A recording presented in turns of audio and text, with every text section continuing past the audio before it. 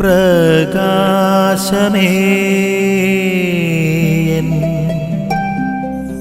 മിഴി തുറക്കുക വേഗം.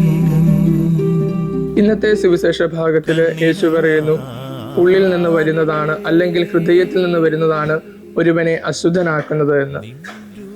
പ്രിയമുള്ളവരെ, ഉള്ളിൽ നിന്ന് വരിക എന്ന് പറയുമ്പോൾ അത് നമ്മുടെ ഹൃദയത്തിൽ നിന്ന് വരുന്ന ചിന്തകളാണ്.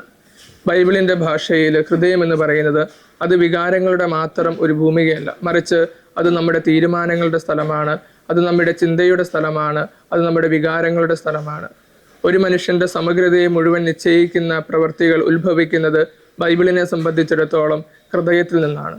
അതുകൊണ്ടാണ് ഈശോ പറയുന്നത്, നിന്റെ ഹൃദയത്തിൽ നിന്ന് വരുന്ന കാര്യങ്ങളാണ് നിന്നെ അശുദ്ധനാക്കുന്നത്.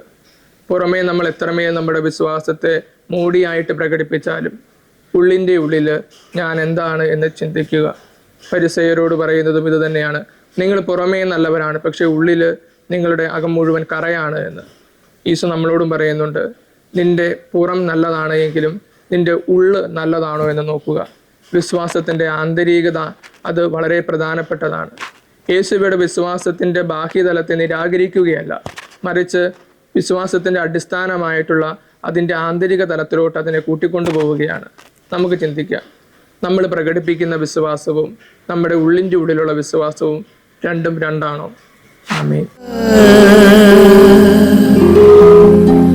നിൻ വഴിയേ നടക്ക